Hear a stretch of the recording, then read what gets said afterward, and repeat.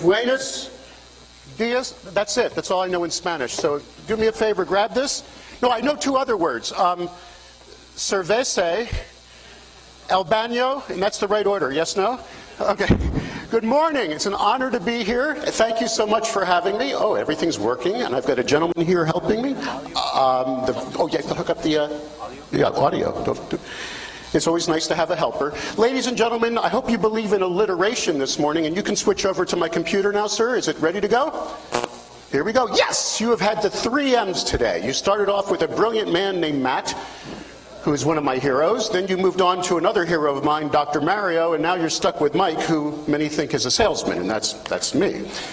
I have been selling media for over 35 years, and I have been started in radio, and then went into television, and I obliquely entered the newspaper industry, starting the digital division for a company that doesn't even exist anymore, Geigenet Communications. By the way, just for those of you in this room, since this is a digital conference, I've always been a geek and a nerd. That is me. Just to tell you, this is the computer I started selling media on in the late 1980s. Those of you that are young, let me show you the computer I started on. Do you remember this one? The and for those of you that are under 30 years old, that is a cassette tape player. If you've ever seen that, we used to use those in the old days as well. Today I run a company called the Blender Group, and those of you that may have worked in the United States may have heard of me. We have generated to date, since 2004, close to $123 million of revenue for the newspaper industry. $123 million. I'm very proud of that. And last year we did a little bit over $5 million of revenue, but here's the thing we're going to talk about today. I know this is a digital conference, but half of that revenue I generated was print. And the question is, how can you do that, especially in the world where you hear digital first media, digital this, digital that, and especially where we have a perception that newspapers are hereby dead. And we're going to talk about that with your kind permission for the next 30 minutes, the death of newspapers, and also the problem with salespeople who stop selling the print product. Now in 2009, I wrote a book on sales called Survival Selling. And I wrote it because I saw opportunity in tough economies. This is after the Great Recession of 2008. Everybody was running for cover. We in the United States created that globally. And there's always opportunity in tough economic times. And I wrote a book about aggressive sales tactics that eventually got turned into a video training series thanks to the Chicago Sun-Times, which really doesn't exist anymore, where they had me actually put this into 21 segments that we actually put on their CRM system. The salespeople were going around watching me train them in video. But here's how it all boils down, and stay with me. This is only 30 minutes of your time. Those of you that sell for a living may agree with me, but when I train a salesperson, I look at mountains. We got to get in the door. We call that the approach. Get in front of the right person who can say yes, the decision maker. I do speeches all over the country now in the United States and all over the world on the most important aspect of sales called rapport. Rapport is critical. I actually, in my book, quote a man by the name of Zig Ziglar. I saw him speak, one of the best sales trainers I've ever seen, who screamed at the top of his lungs, "They don't care what you know till they know that you care." Except Zig didn't say it. The man who actually said it was Teddy Roosevelt in 1904. So this is something that's been going on forever. If your sales rep is not taken seriously, there's no way there can be a sale that ensues. Then there's the ascertainment. Some call it the needs analysis. Some call it the discovery. You ask questions and you craft the solution for the advertiser. And then you go for the top mountain, which we call the close, where you close the deal. And some call this the consultative sales process. Some call it the needs-based sales process, the solution-based sales process. It all boils down to the questioning process before the close. I have many quotes in my book. I collect quotes, but the quote on the back of the business card that I carry in my pocket is the one I wrote, and it's near and dear to me. Prognosis without diagnosis is malpractice. Now, why am I discussing that with you? Why am I showing you the entire sales process? Because to talk about this lack of faith in the print product, I want to go to the approach. In my opinion, the hardest part of selling anything in today's world is what we call getting in the door to see a decision maker. It's tough in today's world. There's different studies that show that the average small business in the United States is being impacted between 20 and 60 times a month by media companies. It's not just local anymore. There are people impacting everyone trying to sell a myriad of digital products. And this is the way you don't get in the door. I hope my audio is up, because this is a voicemail. On my business line in Tampa, I can live just across the other side in Tampa, Florida. I want to play you this voicemail from last month. I hope you hear it. Hi there, good afternoon. My name's William. I'm calling from National Positions. We're an Inc. 500 internet marketing company, and I'm trying to reach the person in your organization that Mike and or I can speak with about driving more traffic to your company's website, the better organic representation on Google search engine for keywords associated with the business. If you would, please give me a call. I'm based out of Los Angeles, and my number is area code 818. Now, we all know what this gentleman is selling. He's selling a digital service called search engine optimization, but if he had worked for me, I would kill him.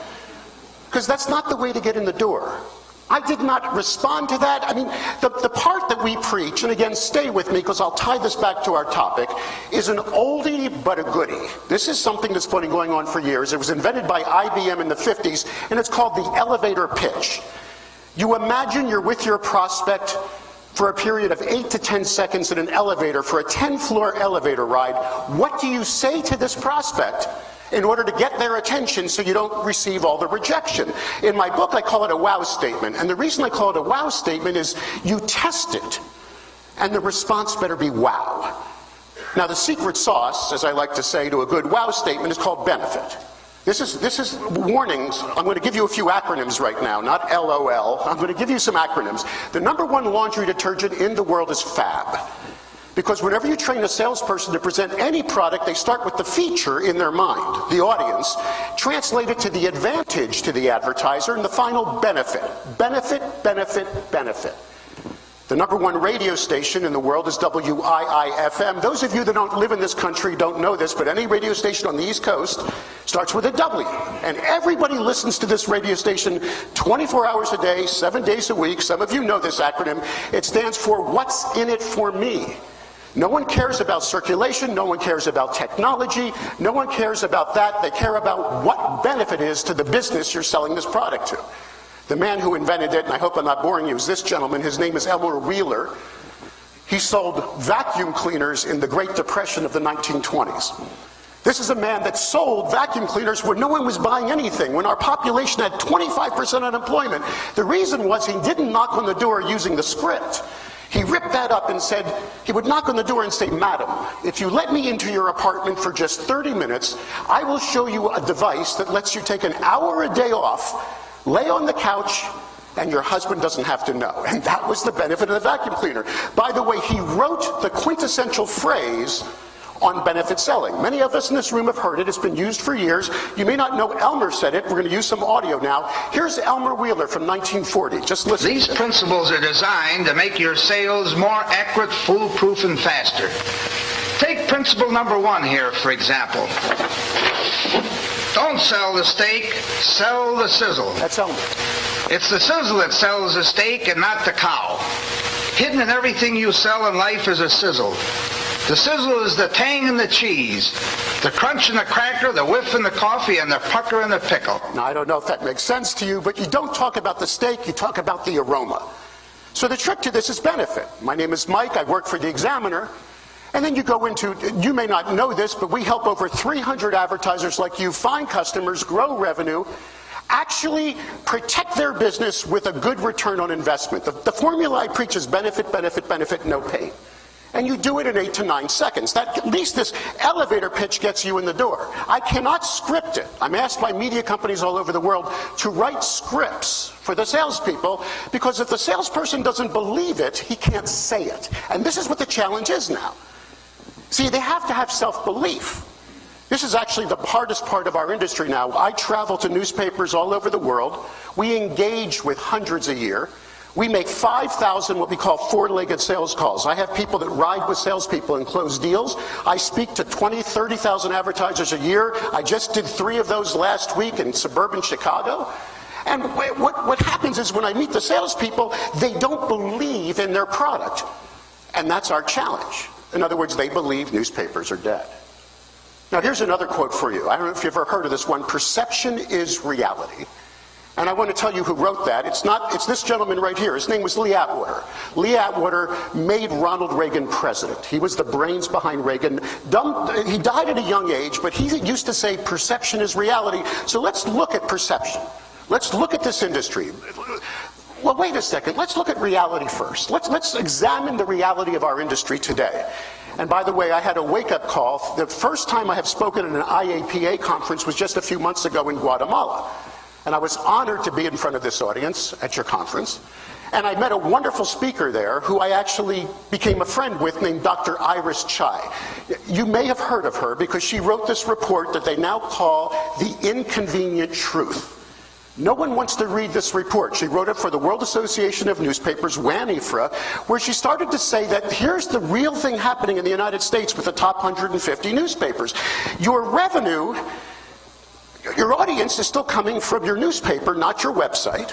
And your revenue is still coming from your print product. I mean, good or bad, right or wrong, and whatever newspaper I'm working with today, by the way, I'll be working down in, I just got off, I'm going to be working in the United Kingdom in a couple of months, and I just picked up a newspaper in Puerto Rico, but it's all the same. We're making 60 to 70% of our profits today with newspapers. Now remember, I'm a geek and a nerd. I believe digital is the future, but we're discussing today the money you need to make your operation grow. And the theory she came up with, which is kind of fun since she's Chinese, she calls it the ramen noodle theory, where she says you're treating your newspaper like ramen noodles and you're treating your website like steak, and you need to reverse that today in order to make sure we keep our profits. Now, I host a conference once a year. I did it in Austin, Texas, and I had Dr. Chai join me there. And at this conference, we called our speech together, Get Our Swagger Back. And I hope that word translates. Swagger means you're walking down the street with confidence. Because we lack that confidence. And here's the reality we presented together, because I went beyond Dr. Chai's numbers. I work with a company called Media Audit in the United States, and Media Audit now says, as of last month, that almost 1 out of 2 18-plus adults touches a newspaper every week. They're affluent, they're educated, they own homes, they're not young, they're baby boomers, which is a wonderful demographic. Ladies and gentlemen, in the United States of America, there is no mass media left.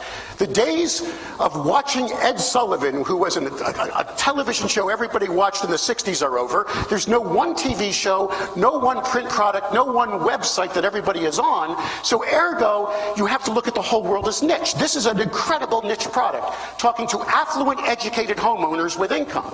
The websites have less reach than the newspaper. By the way, Dr. Chai showed that as well. The print product still has more audience. However, it's younger. So we pitch multimedia, web and print together for a combined audience now of 59%. Almost a 60% reach in the United States of America. That's all newspapers, dailies, weeklies combined. We might as well shut the presses down because no one's reading our product, because we're obviously dead. That's obviously sarcasm. By the way, the Scarborough research says the number's a bit higher at 69%, but again, the demographics they show, it's older on the print side and younger on the web side. Now let's talk about Burrell Associates. You may or may not know this company. Burrell Associates doesn't follow audience, it follows advertisers, speaks to thousands of them a year, and analyzes what they're spending money on and makes prognostications. And I'm a good friend of Gordon Burrell. I spoke to him on the phone yesterday. He's the owner of the company. We chat almost weekly, but he is now predicting the death of the newspaper industry. He did it yesterday in this email. You may have seen it. It came into your inbox where he said, he called it the knives are cutting. The advertisers are saying they're going to drop newspapers, magazines, directories. Well, I believe they say that, but we live this self-fulfilling prophecy. This is our challenge now. We believe it, so we live it. By the way, let me just suggest this to Gordon Burrell, and I said it to him. If I were to ask 1,000 newspapers today, how many of you are buying research in the next year? They'd all say none of them, because they're all cutting. Everybody says they're not buying something. That's when sales starts.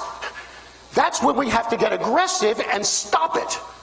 That's when your sales machine must change. You don't believe it, you fight back.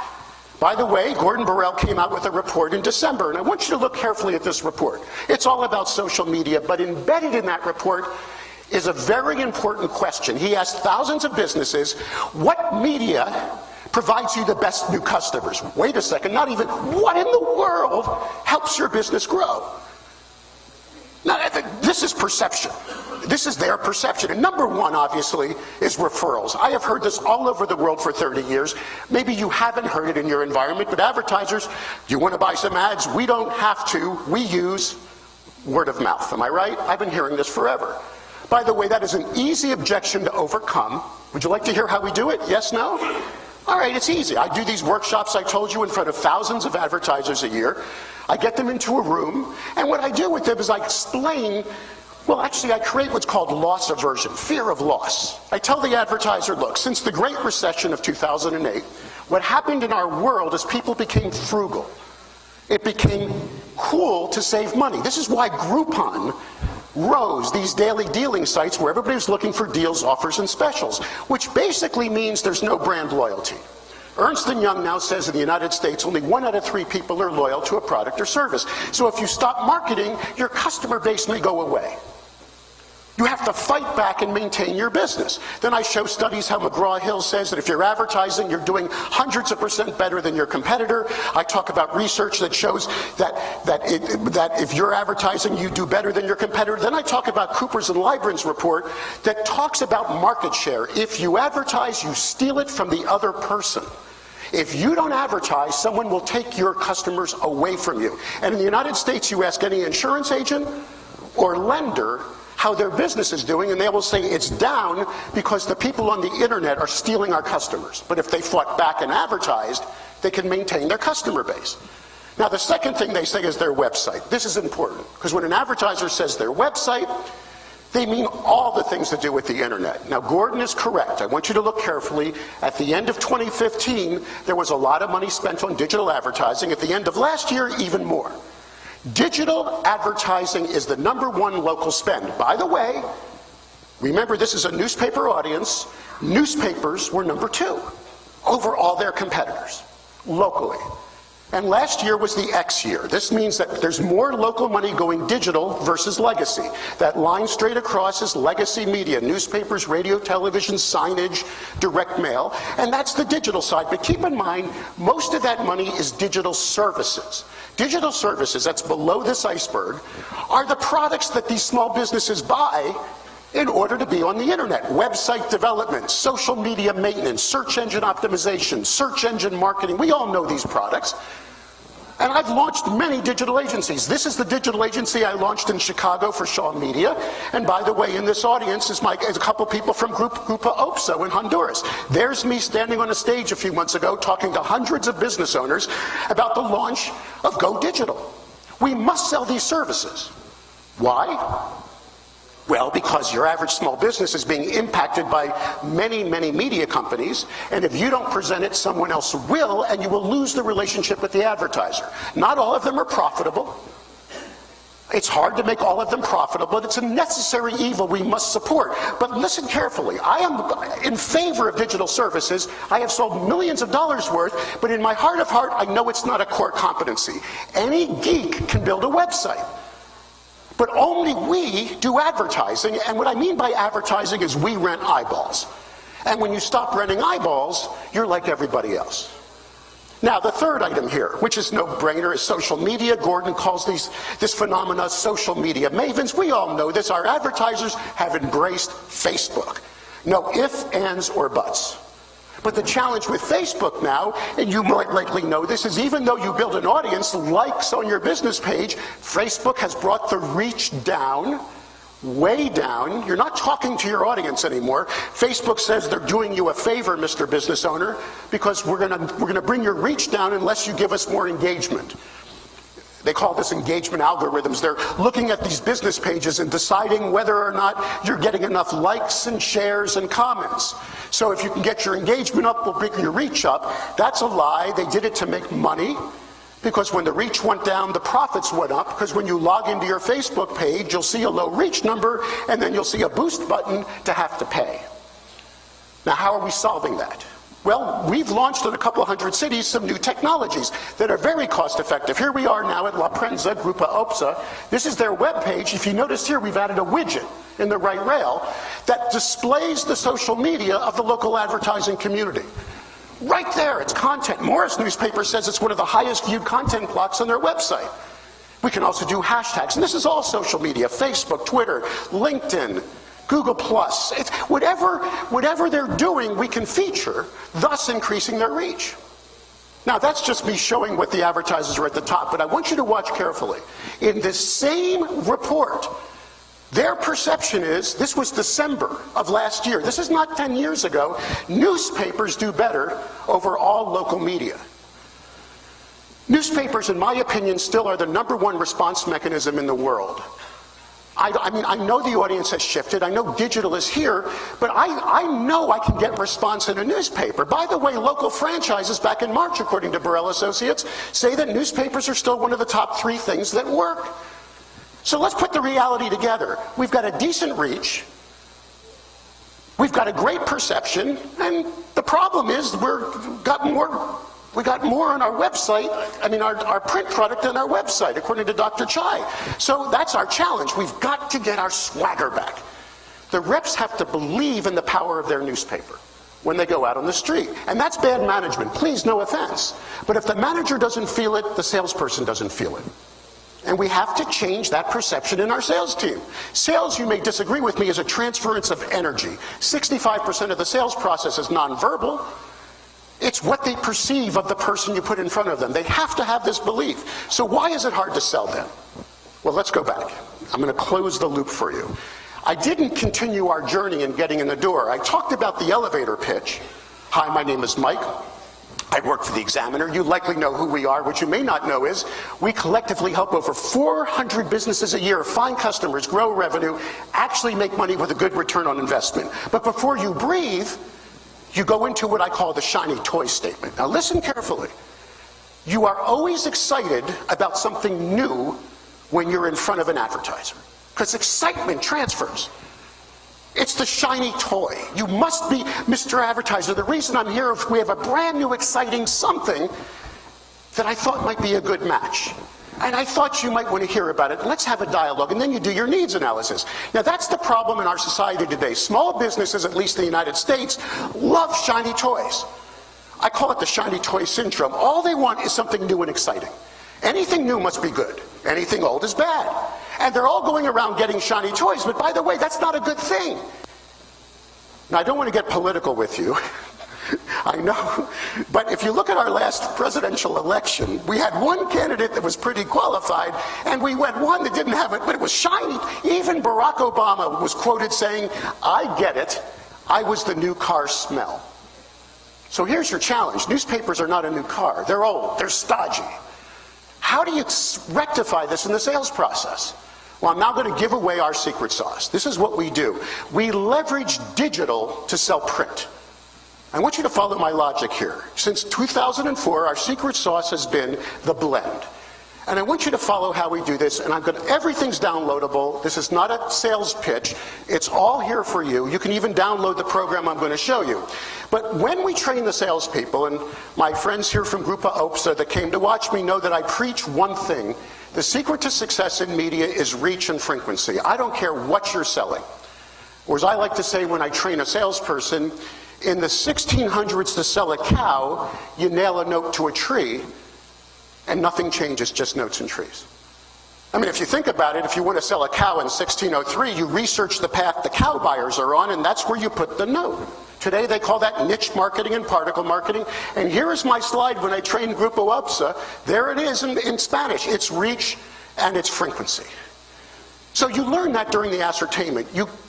Every salesperson I meet says we have too many products to sell. And I always say, no, you don't. You have niche products that meet the reach.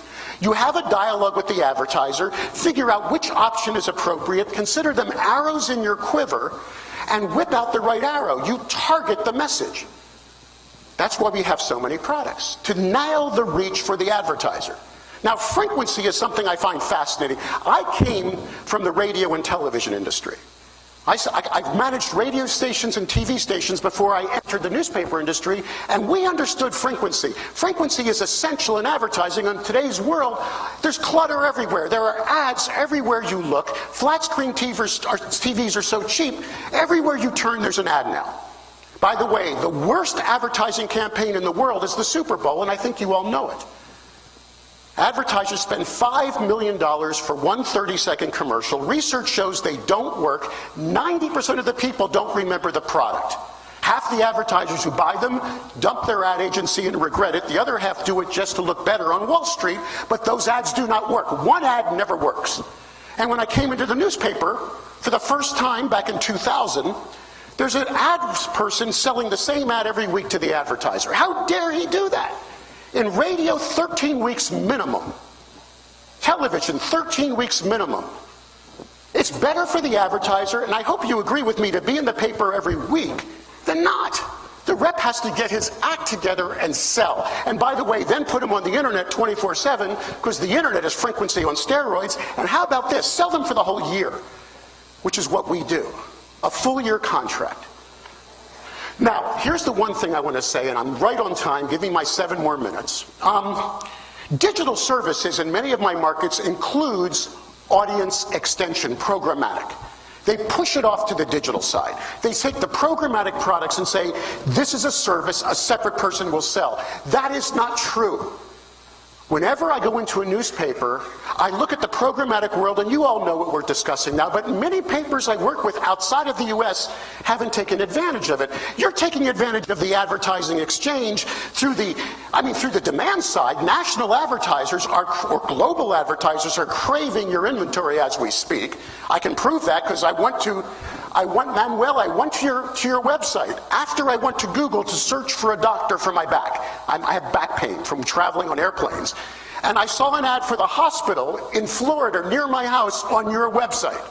You're making money from that impression. You put your inventory out there to the global ad exchange. But not many of you are taking advantage of it locally. You can take a local business, go through that same ad exchange and say to them, not only can I put your ad on the dominant local newspaper and our local website, but I can target it on the top websites, phones, and apps your customers are on locally.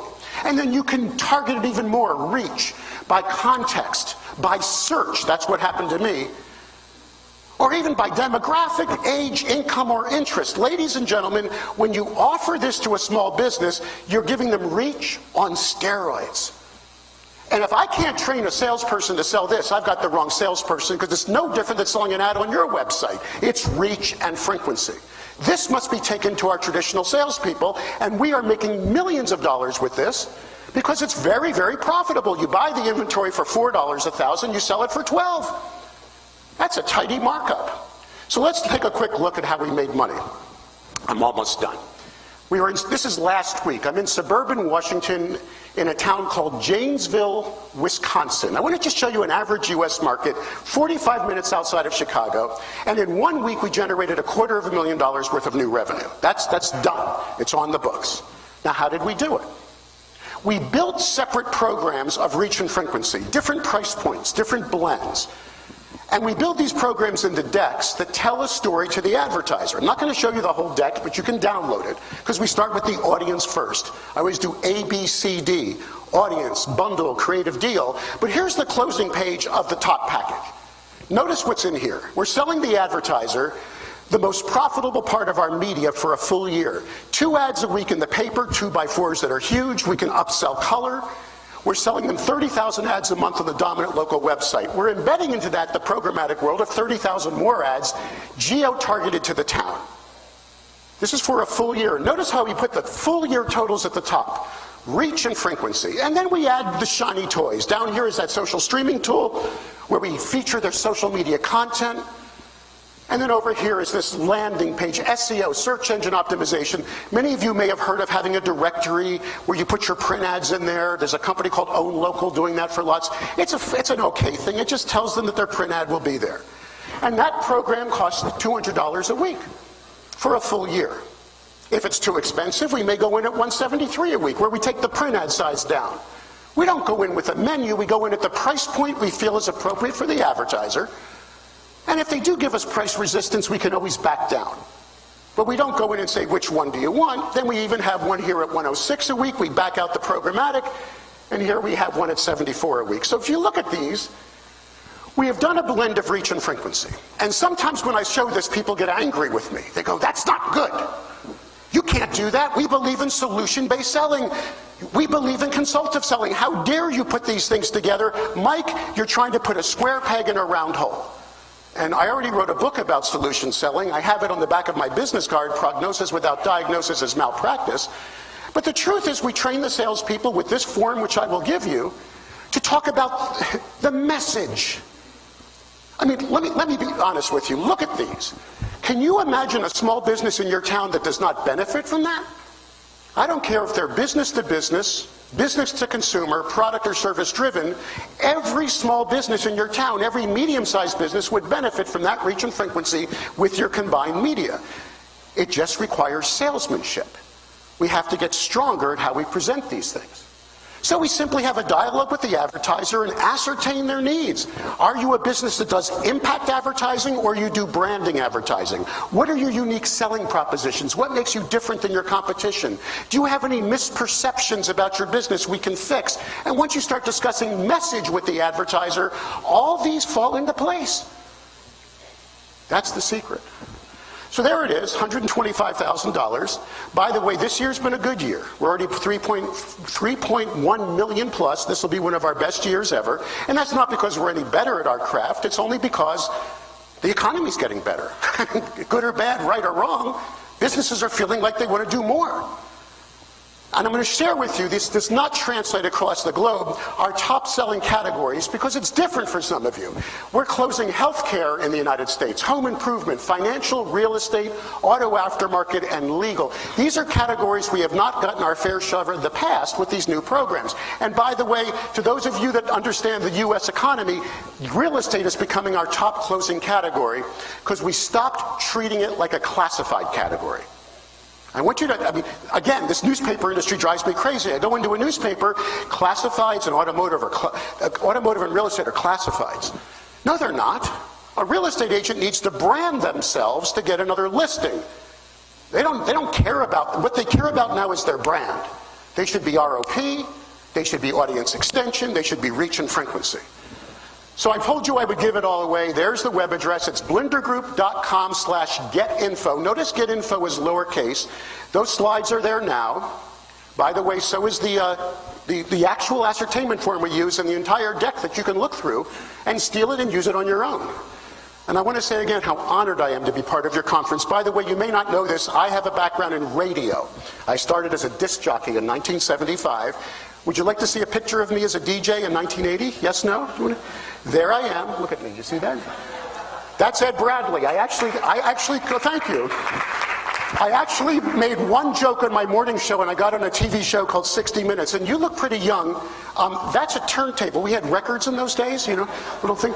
And I wanted to let you know, I'd love to stay for your conference, but 6 months ago, because of my tie into the radio industry, I got tickets to see Diana Ross. Diana Ross was a singer back in the 60s. And I'm going to see her in Tampa, where I live tonight. You can see this is the concert, and I'm going backstage to meet her. So I love you all, but I'm on the 1:40 flight going back to Tampa, if that's okay with you, to see Diana Ross. So thank you so much for your valuable time. I do appreciate it.